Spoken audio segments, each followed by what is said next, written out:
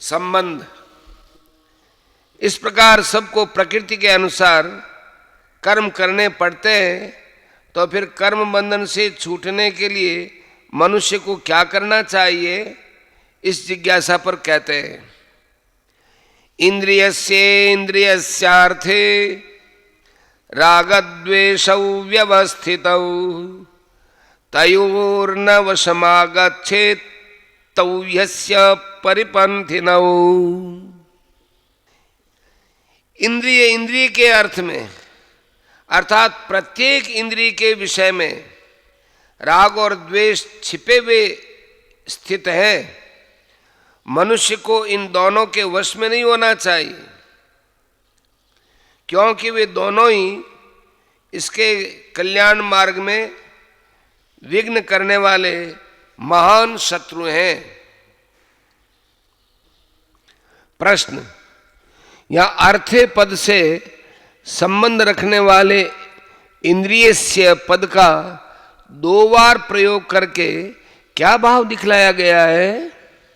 उत्तर, श्रोत्रादि ज्ञानेन्द्रिय, वाणी आदि कर्मेंद्रिय और अंतःकरण, इन सब का ग्रहण करने के लिए एवं उनमें से प्रत्येक इंद्रिय के प्रत्येक विषय में अलग अलग राग द्वेष की स्थिति दिखलाने के लिए यहाँ अर्थे पद से संबंध रखने वाले इंद्रियस्य पद का दो बार प्रयोग किया है।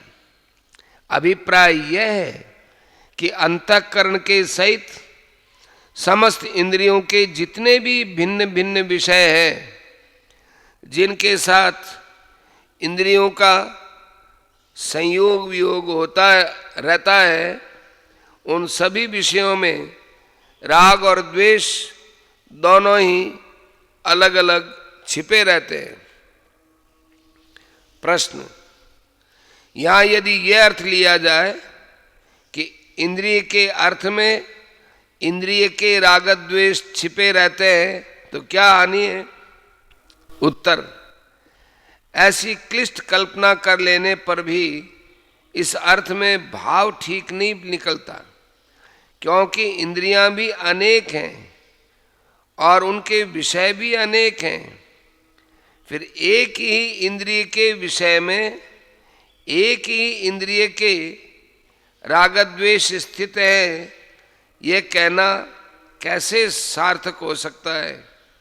इसलिए इंद्रियस्य अर्थात सर्वेंद्रियाणाम इस प्रकार प्रयोग मानकर ऊपर बतलाया हुआ अर्थ मानना ही ठीक मालूम होता है। प्रश्न, प्रत्येक इंद्रिय के विषय में राग और द्वेष दोनों कैसे छिपे हुए हैं और उनके वश में न होना क्या है? उत्तर, जिस वस्तु, प्राणी या घटना में मनुष्य को सुख की प्राप्ति होती है, जो उसके अनुकूल होता है, उसमें उसकी आसक्ति हो जाती है, इसी को राग कहते हैं।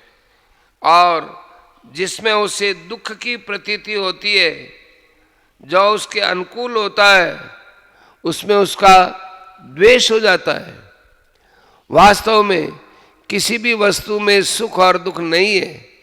मनुष्य की भावना के अनुसार एक ही वस्तु किसी को सुखप्रद प्रतीत होती है और किसी को दुखप्रद, तथा एक ही मनुष्य को जो वस्तु एक समय सुखप्रद प्रतीत होती है, वही दूसरे समय दुखप्रद प्रतीत होने लग जाती है। अतएव प्रत्येक इंद्रिय के विषय में राग द्वेष छिपे हुए हैं, यानी सभी वस्तुओं में राग और द्वेष दोनों ही रहा करते हैं, क्योंकि जब जब मनुष्य का उनके साथ संयोग वियोग होता है, तब तक राग द्वेष का प्रादुर्भाव होता देखा जाता है।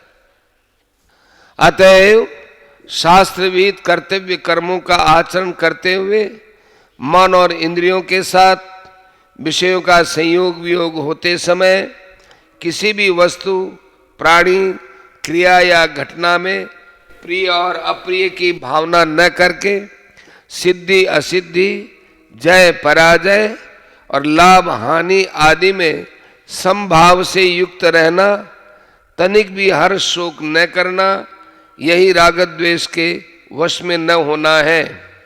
क्योंकि राग द्वेष के वश में होने से ही मनुष्य की सब में विषम बुद्धि होकर अंतःकरण में हर्ष शोक आदि विकार हुआ करते हैं। अतः मनुष्य को परमेश्वर की शरण ग्रहण करके इन राग द्वेषों से सर्वथा अतीत हो जाना चाहिए।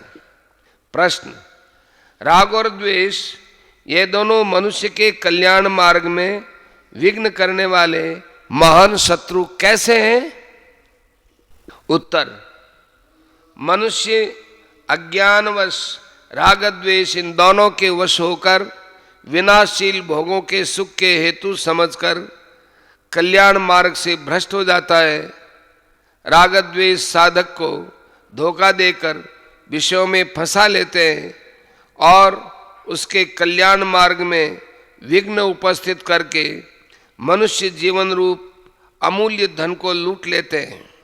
इस कारण वह मनुष्य जन्म के परम फल से वंचित रह जाता है और राग द्वेष के वश होकर विषय भोगों के लिए स्वधर्म का त्याग, परधर्म का ग्रहण या नाना प्रकार के निषिद्ध कर्मों का आचरण करता है।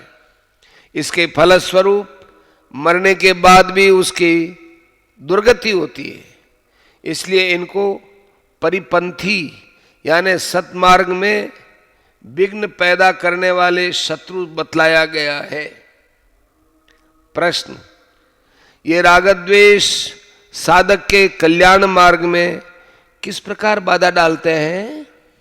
उत्तर, जिस प्रकार अपने निश्चित स्थान पर जाने के लिए राह चलने वाले किसी मुसाफिर को मार्ग में विघ्न करने वाले लुटेरों से भेंट हो जाए और वे मित्रता का सा भाव दिखाकर और उनके साथी गाड़ीवान आदि से मिलकर उनके द्वारा उनकी विवेक शक्ति में भ्रम उत्पन्न कराकर उसे मिथ्या सुखों का प्रलोभन देकर अपनी बातों में फंसा ले और उसे अपने गंतव्य स्थान की ओर न जाने देकर उसके विपरीत जंगल में ले जाए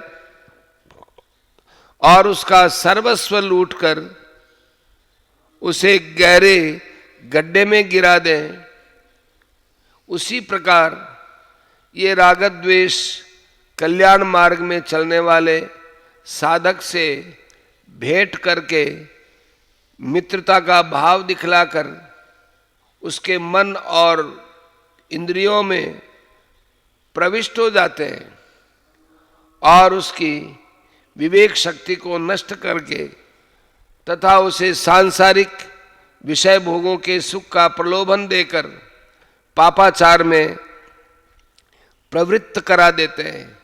इससे उसका साधन क्रम नष्ट हो जाता है और पापों के फलस्वरूप उसे घोर नरकों में पड़कर भयानक दुखों का उपभोग करना पड़ता है।